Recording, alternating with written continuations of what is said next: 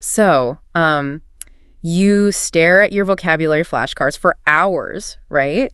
You study these lists of new words, you highlight them, you write them down. Oh, yeah, and you feel like completely prepared. Exactly. But then the exact moment you open your mouth to actually speak to someone, your mind just goes totally blank. Totally blank. The words are just gone. Yeah, they just vanish. Why does that happen? Well, welcome to today's Pocket English Deep Dive. If you have ever felt that incredible frustration of forgetting a word right when you need it, you are in the right place. It's such a terrible feeling, isn't it? Yeah. You feel like you've failed or like your memory just isn't good enough. Ray, blame yourself. Yeah, exactly. Yeah. But if you're listening right now and you struggle with this, please know that it's completely normal. Speaking in a second language requires a massive amount of cognitive energy. Which is really just a fancy way of saying it uses a ton of brain power, right? Exactly. I mean, think about what your brain is doing during a conversation.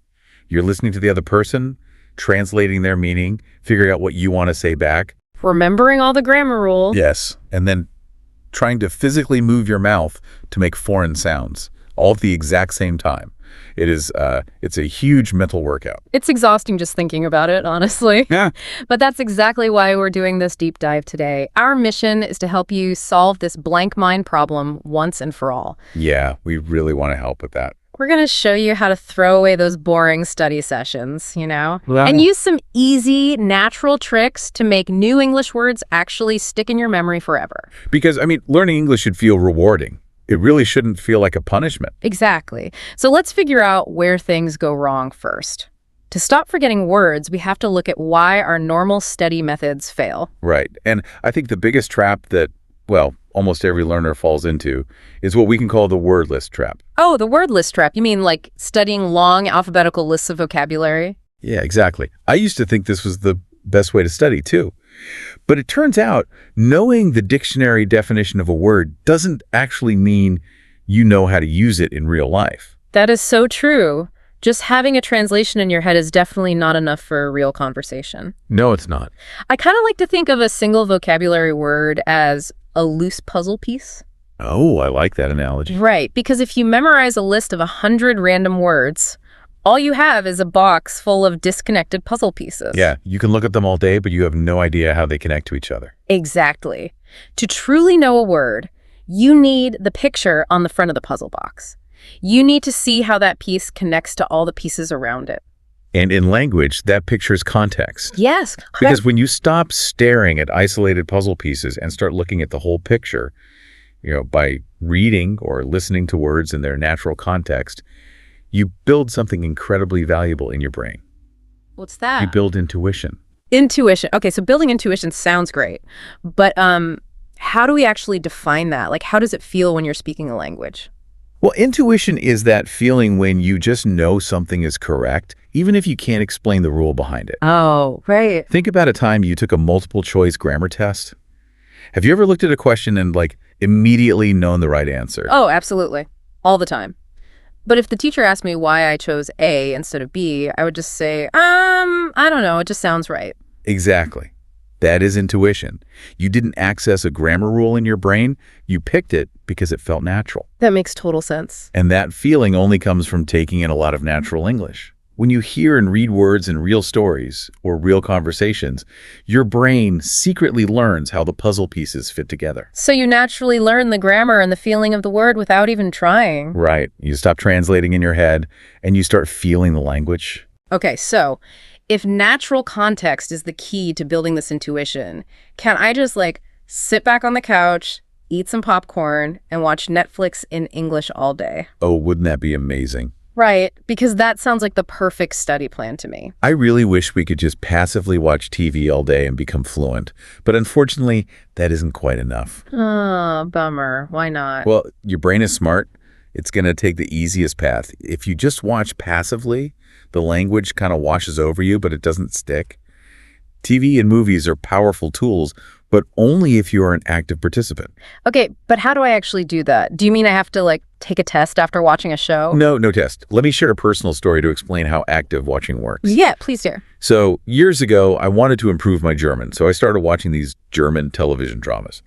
but I always had a small notebook in my hand while I watched. Okay, a notebook. Got it. Yeah. And one day, I heard a character crying on screen, and she said this specific phrase. She said, "Es tut mir furchtbar leid." Okay, wait. I know a little German. Es tut mir leid means I'm sorry, right? Exactly. I knew that basic part too. But they added this new word in the middle, furchtbar. Furchtbar. Okay. So instead of just letting the movie keep playing, I paused the TV. I stopped the show completely. Wait, let me stop you right there. Doesn't that completely ruin the fun of watching a drama? Well, I mean, if I have to pause a movie every time I hear a new word, I'm going to hate watching TV. It takes all the emotion out of the scene, you know? that's a really great point. And if you pause every 2 minutes, yeah, it will absolutely ruin the show. The trick here is limitation. Limitation. Right. You only pause it once or twice per episode. And actually, pausing during an emotional scene is the secret weapon. Really? Why is that? Because emotion glues the word to your memory. Oh, wow. I never thought about it like that. Yeah. So I paused the TV and I looked up this new word, furchtbar. I discovered it meant terribly. So the whole phrase was, "I'm terribly sorry." Oh, okay. That's a great phrase. But I didn't just read the dictionary and press play again. I wrote down the phrase, and then I wrote down exactly what was happening on the screen. Like the actual scene. Yes. I wrote that the woman was crying, it was raining, and she had just made a huge mistake. So you captured the whole visual context in your notebook. Exactly. And then, this is the important part, I said the phrase out loud several times, trying to copy her exact emotional tone. Oh, like really acting it out? Yes. By pausing, writing down the visual scene, and speaking it with feeling, that phrase became impossible to forget. I still remember it perfectly today. That makes total sense. You didn't just learn a dry definition, you gave the word a physical memory. Right. You connected to an emotion, a picture, and a sound. That is active watching. Okay, but what about reading? Does active reading work the same way? Because honestly, reading in a second language can be really exhausting. Oh, it really can be. Yeah, I usually fall asleep after 10 minutes if the book is too hard. That happens to so many learners. And it's usually because they are breaking the golden rule of active reading.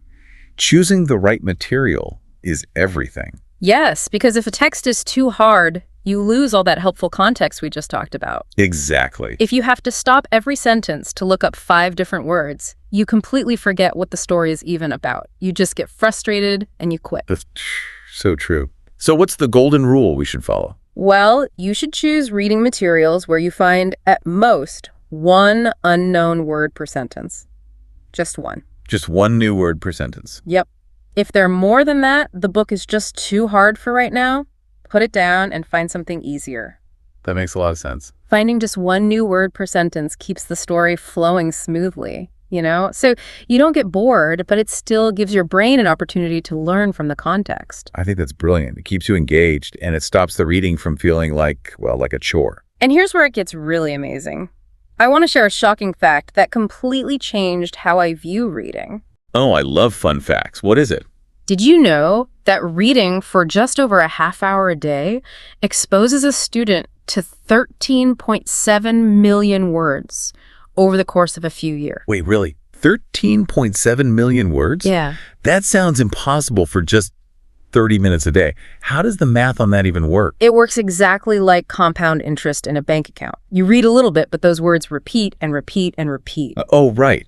Because authors use the same vocabulary over and over. Exactly. Your brain is constantly seeing the same grammar patterns and the same vocabulary. Just a little bit of daily active reading exposes you to a massive amount of English. It really shows that consistency is your best friend.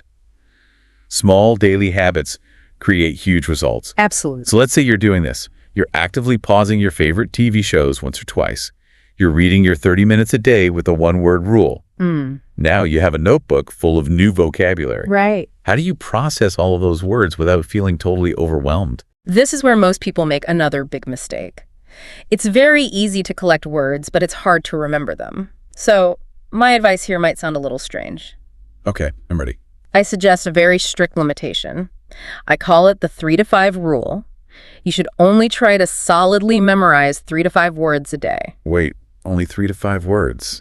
That takes a lot of pressure off. Yes. If you have a spectacular memory, maybe you can push it to a maximum of 10, but absolutely no more than that. I mean, I can hear our listeners pushing back on this right now. If I only learn 3 words a day, Isn't that way too slow? It does sound slow, yeah. Like, what if I have an English presentation next month? I need to learn fast. It sounds slow, but it's actually much faster in the long run. Let me ask you this. Is it better to try and learn 30 words, but forget 28 of them by tomorrow? Or is it better to learn 3 words and keep them in your brain forever? Well, when you put it like that, the 3 words are definitely better. Right. And you aren't just learning the word and walking away. Instead of learning 20 random words, you take those 3 words and you learn them deeply. How so? By exploring related forms, you expand the web of meaning in your brain. Oh yes, looking for word families. This is a highly effective technique. Let's break down how this works. Okay, yeah, let's do it. Let's say one of your 3 daily words is the verb adjust, which just means to change something slightly to make it better. Right, adjust. Don't stop there. Open your dictionary and look for the related family members. You'll quickly find the adjective adjustable, like an adjustable office chair, and you'll find the noun adjustment. Wait, I love this. So if I learn adjust, I am actually getting adjustable and adjustment for free. Basically, yeah. I get 3 concepts for the effort of learning 1. Exactly. You're saving brain power. And you could push this even further by finding synonyms and antonyms. Synonyms and antonyms, right. A synonym is a word with a similar meaning, and an antonym is a word with the opposite meaning. Let's say your new daily word is blurry, which means it's not clear, like a bad photograph. Okay, blurry, got it. Write down blurry. Then write down a synonym next to it, like fuzzy, and then write down its antonym, like clear. Fuzzy and clear. Now, instead of one lonely puzzle piece, you have a whole network of words connected together. And why does this matter? Because human memory works through association. Oh, so if I forget one, the others help me. Exactly. If you forget the word blurry in a real conversation, your brain will automatically trigger the word fuzzy to save you. That builds such a strong foundation. And actually, I have another great daily trick to add to that. I call it the context swap. The context swap, how does that work? Well, you take a sentence in English that you already know how to say perfectly, something very simple that you feel totally confident saying. Like what? For example, I need to change my schedule. You know that sentence. Everyone knows that sentence. Now replace one word in that sentence with your new vocabulary word. Oh, I see. So instead of change, you use our new word, adjust. Exactly. You say, I need to adjust my schedule. You don't change the overall meaning of the sentence. You just swap one piece. That's a fantastic psychological trick. Yeah. You're using what you already know to support what you don't know yet. Right, because trying to build a completely new sentence with complicated new grammar and a new vocabulary word, it's just too much cognitive load. It makes you freeze. Yeah, your brain just stops working. But anchoring the difficult new word to a safe, easy sentence makes you feel confident immediately. You are proving to your brain that you can actually use the word in real life. So now we have our 3 to 5 words. We understand their word families, their synonyms, and their antonyms. We have swapped them into sentences we already know. The notebook part is basically done. Right. But how do we physically train our brains to remember them in a fast, real-life conversation? Well, we have to remember that the brain is essentially like a muscle. It really is. To build your speaking power, you have to do a physical workout. It is not enough to just read the words silently in your mind. So what should we do instead? You must practice the pronunciation of the new word out loud. Why is speaking it out loud so much better than reading silently, though? Because it uses a completely different part of your brain. When you read silently, you're mostly using your visual processing centers. But when you speak out loud, you engage your motor cortex. Which is the part of the brain that controls movement, right? Yes, exactly. You have to train the actual muscles in your lips, tongue, and throat to make these foreign sounds naturally. Okay, so how many times do you suggest saying it? I always say 5 or 6 times. If the word is difficult, slow it down. Say it slowly, syllable by syllable, out loud 5 or 6 times. And that builds the muscle memory. Exactly. When you speak the word, your ears hear it, and your brain remembers the physical feeling of saying it. You create multiple pathways to the exact same memory. I completely agree. And speaking of creating multiple pathways, I want to share a really fun creative trick for this. I call it the Laura tip. The Laura tip. Yeah, I named this after a friend who used this exact method to learn a language, and it is brilliant. I'm very curious. What is the Laura tip? Well, you take your 3 to 5 daily words and you turn them into a tiny, silly song. A song. Yes. And you have to add hand gestures or physical movements while you sing it. Okay, that sounds a little embarrassing. Yeah. But I mean, I can definitely see the science behind why it works. Yeah. Music is incredibly sticky for the brain. It is. Think about how many song lyrics you know from 10 years ago. You just remember them. And you don't need to be a good singer at all. The melody just helps the brain hold on to the information. Can you give us an example? Oh boy. Okay, let me demonstrate, even though I'm not a singer. Let's imagine your daily words are sprint, deceive, increase, and concern. Okay, 4 words. You just make up a very quick, silly tune, something like this. Sprint, don't deceive me. Increase, I care because I'm concerned. Okay, wow, that is so catchy. I can already hear it stuck in my head. Right. You just sing it 10 to 12 times in your room or while you're taking a shower. And you use your hands. Maybe you run in place when you say sprint.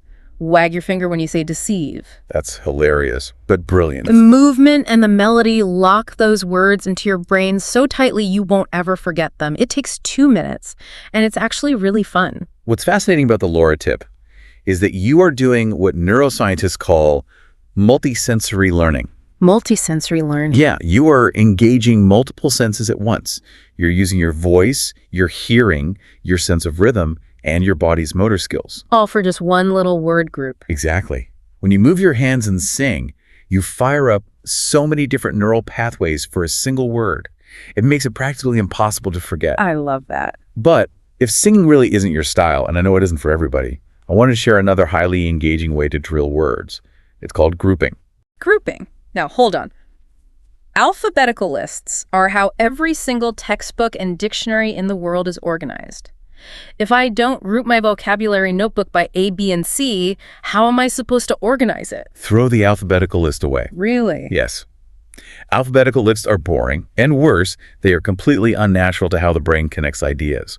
Instead, you group your daily words by their sounds or their meanings. Give me an example of grouping by sound. Well, let's talk about vowel sounds first. Uh-huh. You can group words by their vowel sound.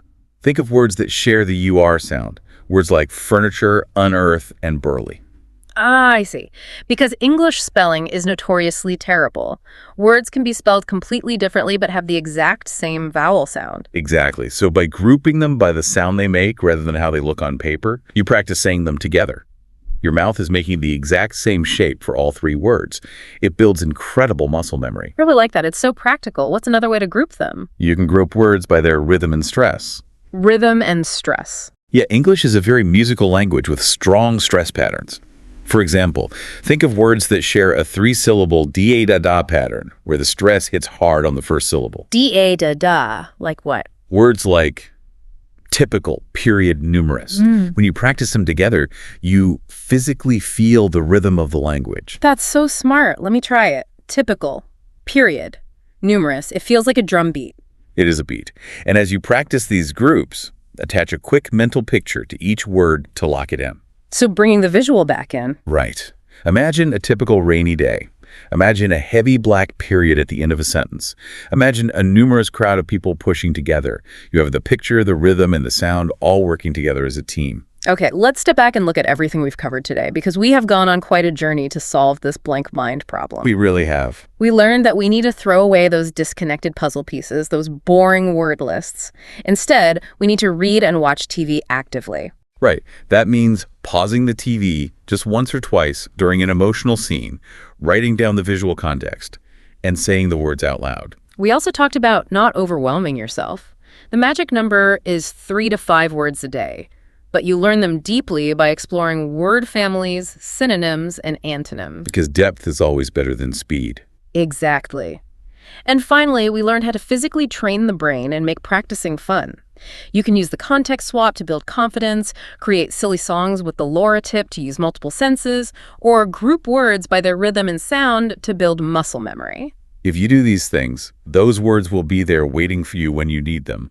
You won't freeze up in the middle of a sentence anymore. And that's the ultimate goal. It is. And to help you start, I have one simple, practical tip for you to do today. Just one easy thing. What is it? The next time you watch a YouTube video or a TV show in English, keep a pen and paper nearby. Don't try to write down everything. Just pause the video exactly one time. Just one time. Yep. Write down a single new phrase and write down the situation happening on the screen. Then say it out loud 5 times.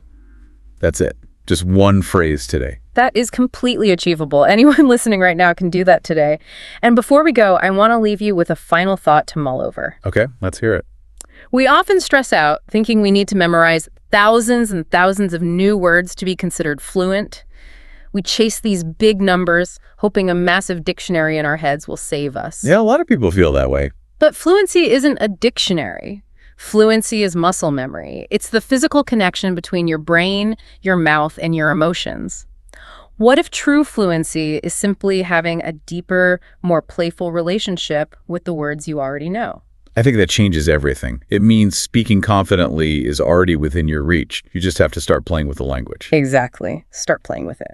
Thank you so much for joining us for this Pocket English Deep Dive. We hope you feel inspired to try these active learning tricks today. Keep practicing, keep actively listening, and most importantly, have fun with the language. Until next time, keep learning and take care.